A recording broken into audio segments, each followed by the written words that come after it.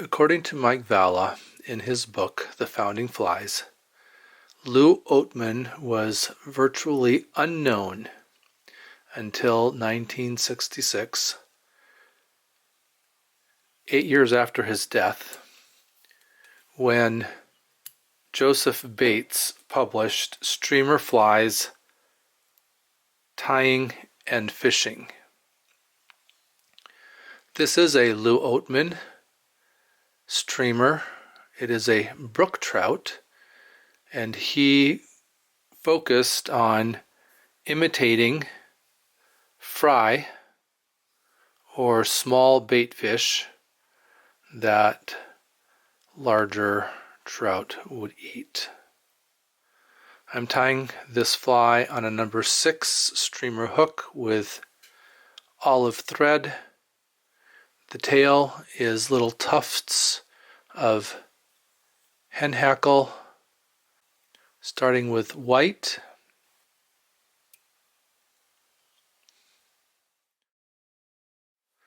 a little bit of black on top of the white,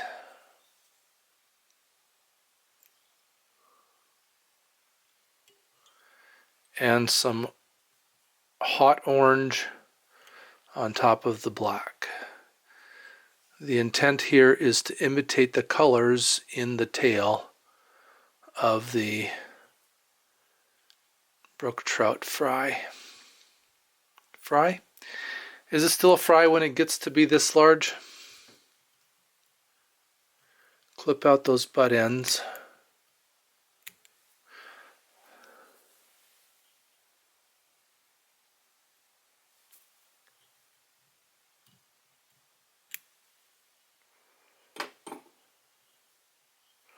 The rib is gold, so I have some flat bicolor tinsel. I'm going to tie it in with the gold side towards the hook. That way, when I start to wrap it, it'll flip over and show the gold side.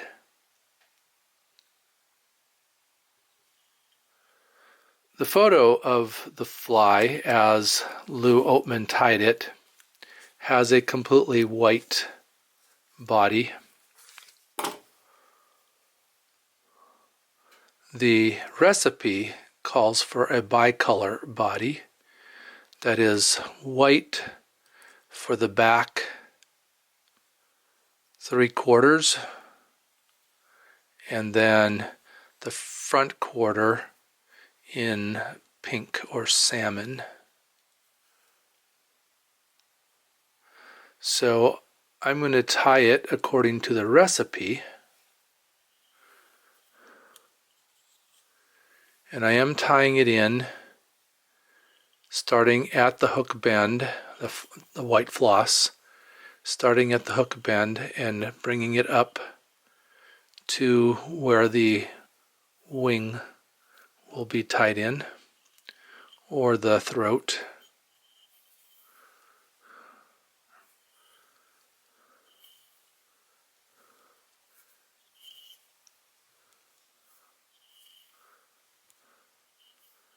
I haven't done this enough to really get smooth at it, but it'll be alright. And then I'll just wrap back with that floss.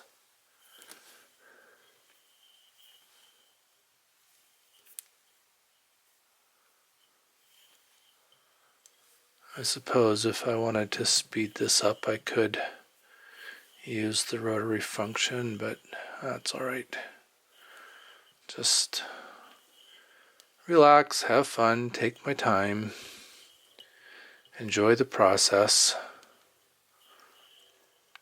It is supposed to be a tapered body, so I'm just going to lay down one layer going back to the bend of the hook, and then I'll taper it as I come back up towards the eye.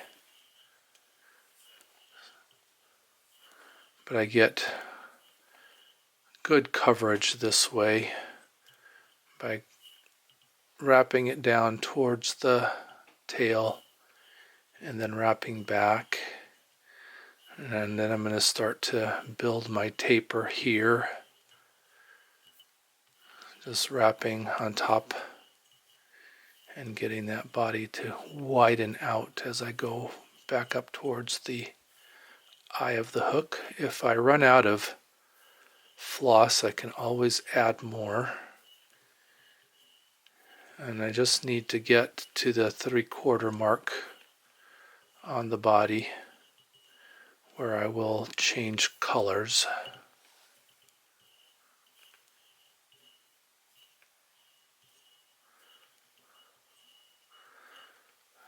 Try to keep it smooth.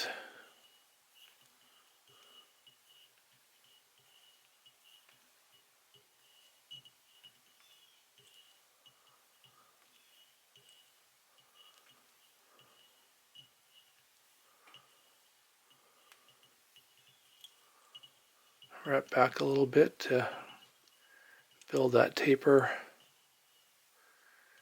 And then I will bring my thread back or even take the floss up to where the thread is, tie that off. Clip out my extra.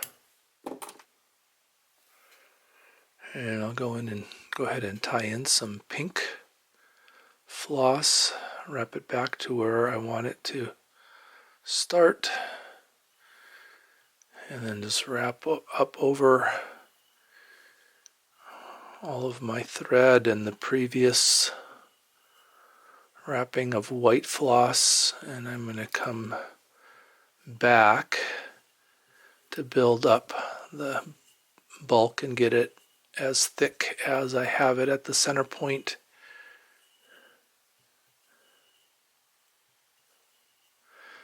So again, the pink or salmon floss at the beginning of the body is in the recipe, but it is not in the fly photo. Fly actually tied by Lew Oatman. So I'm going to follow the recipe for this part, and then there is another part where there is ingredients in the photo that are not in the recipe that I'm going to add. And that kind of illustrates the fluidity with the recipes, that they don't have to be followed exactly to get the fly. So then I'll take that tinsel, and as I flip it, it will show gold, and spiral it up the body. Try to keep even wraps as I come up to the front. Tie that off. So I do 3 wraps over the top and then pull back, and 3 wraps underneath. Then I can clip out the extra. I didn't get real even wraps, but we're okay. I will do the throat next, and the throat is the same as the tail. So I will, since it's white, black, and orange, I want to keep that order. So I will do orange, black, and white. Grab a pinch of orange, and I'm going to measure that. Don't want it real long, but kind of down to the length of the gape. Wrap that in. And then a pinch of black. And I am using hen feathers for the tail and the beard.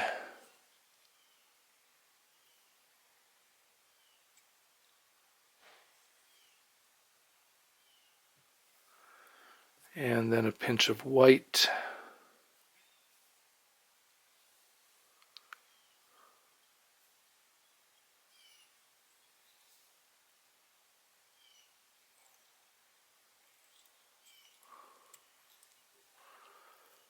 And pick those all up and kind of wrap underneath of them.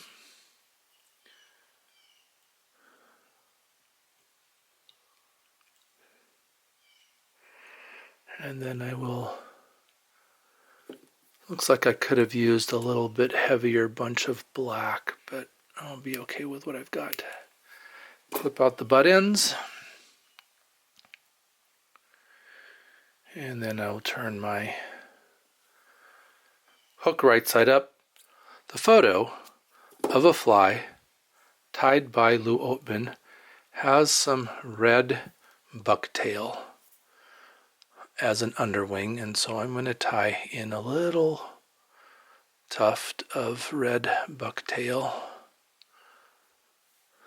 Not a lot, but I think that'll just kind of help hold the wing up.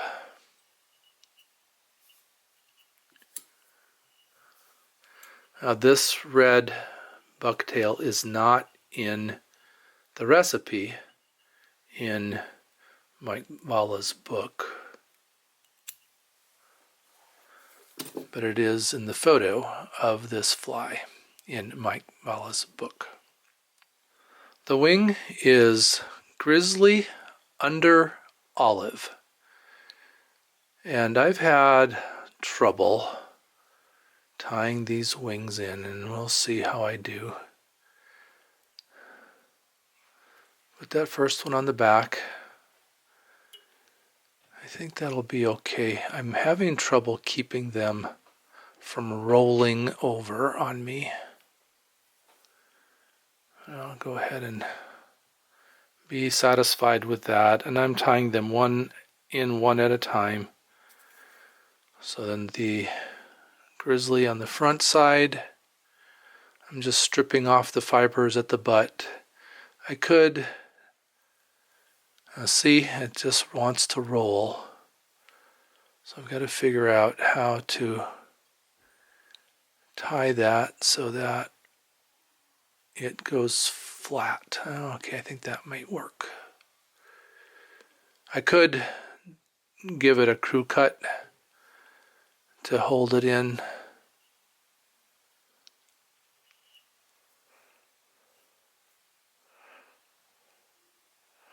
Now it wants to come way forward on me. Be right back on it a little bit. And then I'm doing the same thing with the outer wing. So some olive, rooster hackle,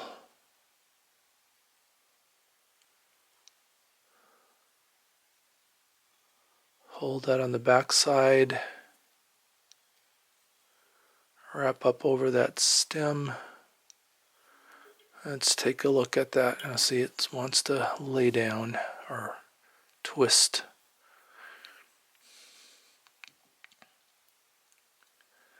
So you can't be afraid to unwrap and rewrap and keep playing with that until it lays properly. I think if I turn it forward a little bit when I lay it on, that might help.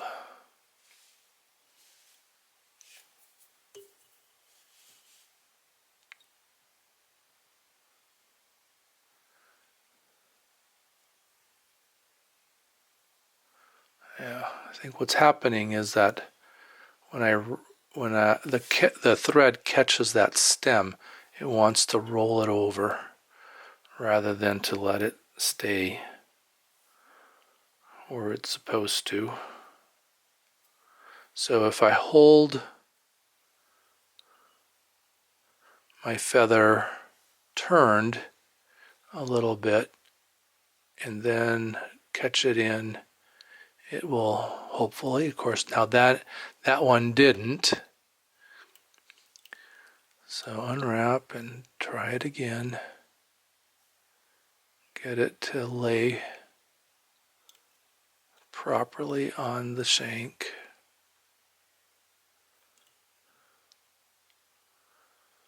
Yeah, sometimes these feathers just want to have a life of their own and do their own silly thing. Okay, I think we're going to be okay with that.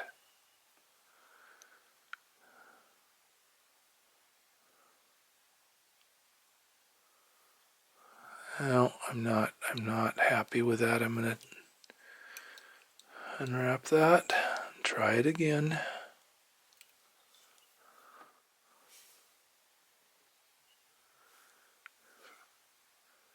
See, they always roll until you try to make them not roll. Now it's rolling.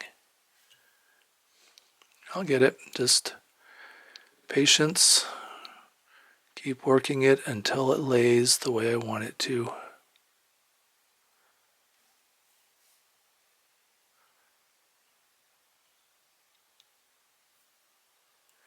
It didn't want to roll when I wanted it to, and now when I don't want it to roll, it's rolling. Go figure.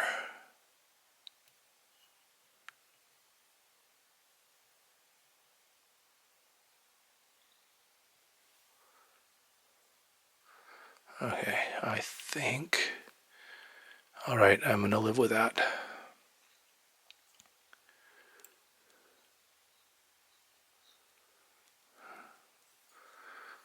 Wrapping the head a little prematurely, but that's all right. One last ingredient, well, sort of tying in ingredient on this fly, are the shoulders, which are, I believe these are called nails. Jungle cock. So I want one of them on each side. Guess I could have tied the back one in first, but I didn't. That's all right. So I'm peeling back the fibers on that nail right down to the bottom of that second dot, and then tying it in right in front of that. And wrapping up over that to get the head. And that one's split.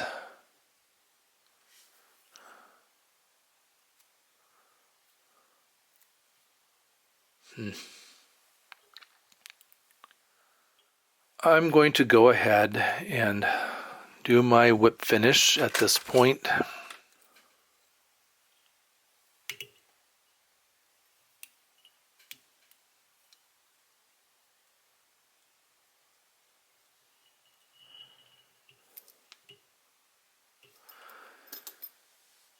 I've not been able to find instructions on how to tie this fly specifically. It's possible that they are in Streamer Fly Tying and Fishing by Joseph Bates. And when I get that book, I can double check. One of the things that this recipe calls for is olive thread on the top and white thread on the bottom of the head. And I have no idea how to do that. So I'm going to do something different. I have some white paint, and I'm just going to dab a little bit of white enamel on the bottom of the head to get a white bottom on the head. And then there are dyed dots. Well, at least that's what Mike Valla calls them in the recipe. And I don't know how to just put dyed dots on a feather. So I am also going to do some enamel.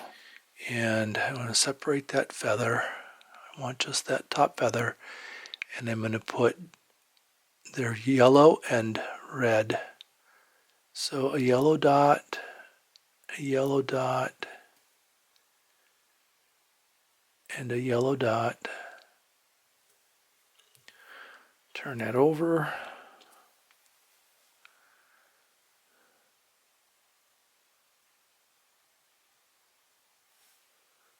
All I want is that olive feather. A yellow dot, a yellow dot.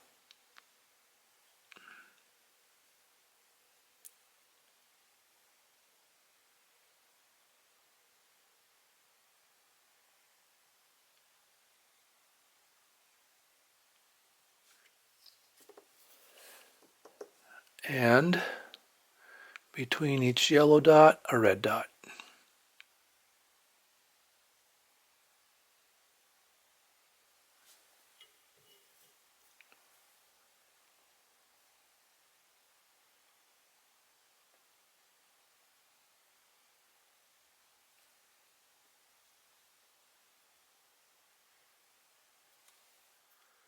This is Lew Oatman's Brook Trout.